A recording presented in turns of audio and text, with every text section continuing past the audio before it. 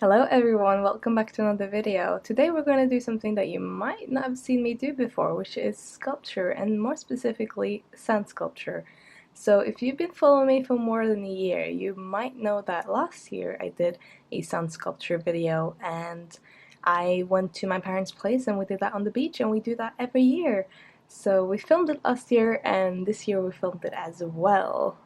So I will be going through the whole process, telling you guys what we did and how we did stuff, because it seems to surprise a lot of people what we can do with sand, especially on Norwegian beaches. Also, something I do want to do more on my channel is sculpture. I think even next week's video might be a sculpture video as well. I'm not sure. I have some plans to make a Greylegs sculpture as well. That's like smaller. This one is Greylegs, but you know, I want to have a small one that actually lasts. The thing with sand sculpture is that they're very, you build them and then they will disappear. So I want a real sculpture as well. So before we go into the actual video, I just want to say that we are almost at 300 backers for my Kickstarter project for Greylegs, and I'm so excited, you guys. We're almost at £8,000. The goal is £10,000. We're so close. And if you guys haven't ordered the book yet, I would recommend that you do that. You get a lot of all the cool stuff, like I'm making an enamel pin, like stickers and prints. We're doing a lot of really cool stuff, so if you want to go check it out, you can do that here. So just so you know, your card won't be charged until the 15th of August. So you can just back now and then you will pay later. So that's a very good thing. Like, you can just back whenever and you'll be good. And I'm actually planning on releasing some original art as well, which will probably happen on Monday. So with all that promo gone, I'm sorry I'm pushing it quite a lot. It will only be this month. After that, we're going back to normal. But enough of that, we're making Greylegs as a sand sculpture.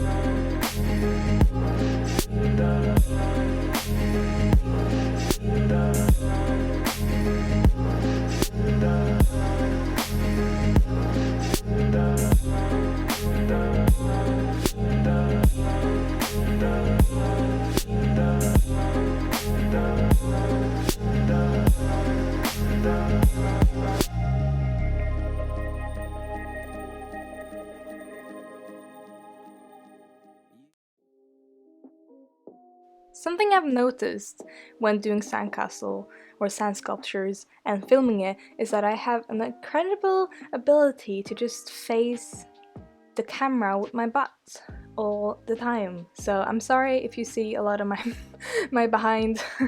It is just something that happens when I'm trying to film, apparently. So until now you've seen us basically filling out the shape. So we started actually wetting the ground because all the sand was the loose sand that you see everywhere else. But we actually wet the sand with some buckets of water to make it like wet, and then we sketch out the design in the sand so we know where to fill out the shape. So you really have to plan it, especially for this big of a sculpture. You have to really just spend a lot of time digging. So as you can see, we are getting the sand from outside in the water because it's darker, and I think it has some kind of mix of clay and sand. We actually call it slush because I don't know, it was my dad who started it and that's why he called it slush for some reason. I think it's just because it's a good mix of something else, not just sand. And you can see when we start carving, it behaves very closely to clay. And I don't know, this is probably different if you're living in a country with coral sand or white sand. It'll probably be very different. But if you're in a northern country or England or something like that, the sand that's outside and a bit deeper will be clay-like. So that's what we're doing, and I'm not even kidding that about half the time we were building this sandcastle, which was 3 or 4 hours, we were basically going out, getting sand, coming back, and putting it on the sketch, so building out the shape. We're not too bothered about details at this point, we just need to fill out everything so we have enough sand to start carving. Also, something that's very important that we do all through this process of just building it up is to keep it wet. When we start carving, we will generally stop doing this, but as you can see, we kind of try and pour water on top of the, the building block, as you could say. Then when we have built up the shape, we generally start sketching out where we are going to carve. We also try and smooth the sand so that it's kind of like a smooth surface you just start carving into. If you don't do this, you have to do it as you're carving, and it's kind of annoying, so we try to smooth out the sand. Then comes the fun part, which is just pretty much starting carving. So tools that you can use, we have just normal like kitchen tools. Usually we have like butter knives or spatulas or just anything that you feel you could carve with. We also have normal sculpting tools that you can get in the hobbycraft store or just any hobby store. They usually have like a little wire at the tip where you can kind of carve things out. I love these. I personally use that all the time. My dad's favorite tool is probably the knife because you get very sharp edges. Again, I am sorry for being in the frame quite a lot. It was very hard for me to film this because I kind of get in the zone and I just start sculpting. And I kind of forget that there's a camera right there, and I should probably not try and block the view. But you will be able to see the basic sculpting of the face. There's a lot of details that I couldn't film because my face is in the way or I'm doing on the wrong side for where the camera is, so I'm sorry about that. But as you can see, we got a pretty wide angle this time. Last year's video was quite not bad quality, but not the best quality. We're actually filming this with a GoPro, so we could just put it on. It was filming like non-stop. It was great, and you also get quite a wide lens, which is perfect when it comes to like a big sculpture that big. So you can see my dad's working in the background and my sister's working on the tail, and yeah, it was a pretty good setup, except for me blocking the view half the time. So when I start carving out the shapes and like find the shape of the nose and find where the eyes are and where the mouth goes, I kind of just like scratch it in, and then I kind of build it out somehow, kind of make the scratch softer.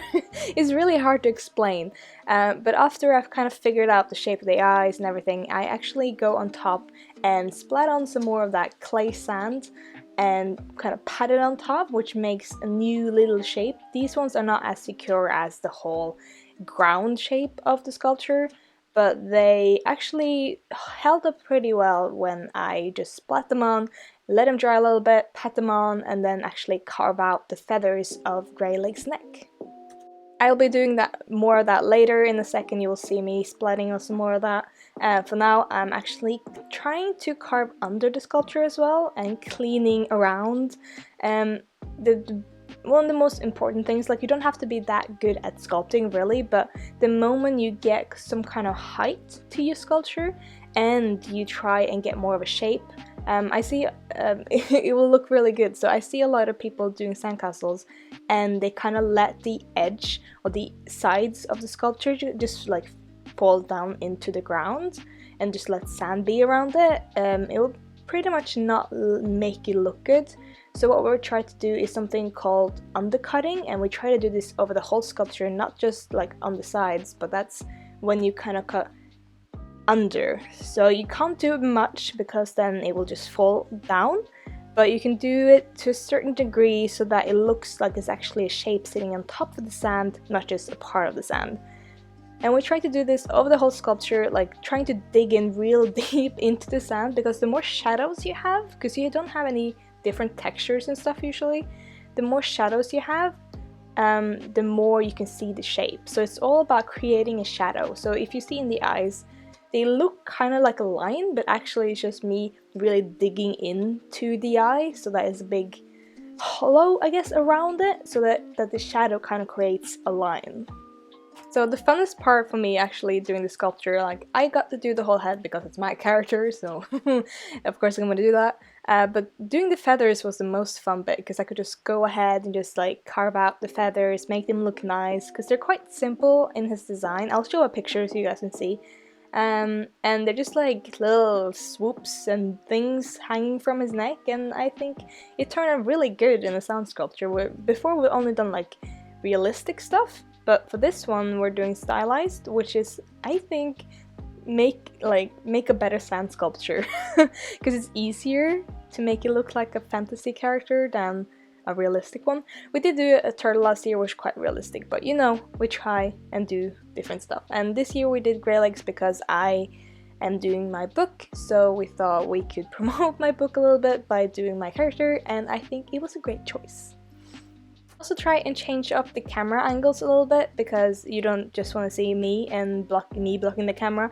So you can see my sister was mostly working on the tail and the back, and then also she made an apple in the front that you'll see in the end. I don't think you can actually see it in the speed paint. My dad was in charge of the wings, and he did an amazing job. They look so realistic, and it just fit like really well with the whole thing. Like, it's amazing how we were all doing different things, but they all fit together at the end. That's why I'm like super proud of my family for doing this with me. Usually when we do this sand sculpture thing, we only have an hour and a half when we do the competition thing, but the last 2 years we decided to skip the competition because they moved it to a different beach, and we didn't want to go that far because we are lazy, and we also wanted more time to really finish the sculptures. Like, before we just had to do it quickly and it was really annoying. But now we had like 3-4 hours to just like sit there and chill and sculpt. Then when we finally start getting like to the finished stages of the sculpture, we try and clean up the area around it. We try and remember to undercut everything so it looks like it's on top of the sand. We also go around and just breathe and like blow air on the sculpture to kind of remove the excess, because when you cut the sand it will kind of pulverize, and we want that to be gone so that you can see every single detail. So we go around and really blow on the sculpture, and it looks so strange, but it really helps like just removing that loose sand that we don't want there. And then we just go around and clean up all the sand around, push it away, stomp it down, and we actually end up putting some white sand around it, but we didn't film that. So we took some like light dry sand from outside and put it around the sculpture, and this is the finished piece. And I'm going to say this in the end card as well, but I'm so proud of my family and the people. Like, just, it was great. It was just an amazing experience. Look at this. The tail looks amazing, the wings looks amazing, that's the apple. It was just so amazing to work on. We had an amazing time. I hope you guys liked this sculpture video. I really want to do more of these, and I hope you, I'll give you back to Dina, and in a second you'll also get a behind the scenes shot of how I look when I shoot these like beauty shots. So enjoy.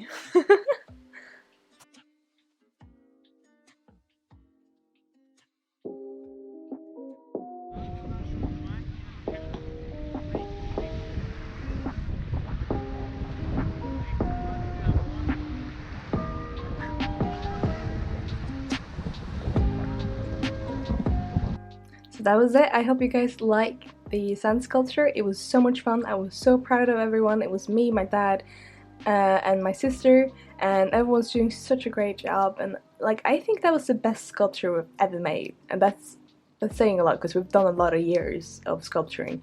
So I hope you guys liked it, and I will see you guys soon. Thank you so much to my Patreons who are supporting me every week and every month. You are the best, and I thank you so much for being there for me. So I want to say thank you to Casey Golden, Judith Lopez, Jesse Grill, Thalia, Kirsten Blaga, Christy Peters, Christoph Reers, Carolina, Mark Thomas, Pippa Ashton, Samantha Jones, Mathilde Bouvier, Megan McLuckin, That One Girl, Wolfsong Luna, Victoria Miller, Live Lockdown, Linda Thipson, Anestra, Phil Booth, Patty Okestrom, Tasia Legan, Victoria Piles, Alexandra, Melly, Amanda Friends, Nana Fantasy, and Okobuki. Thank you so much, guys. It's because of you that I can continue doing this.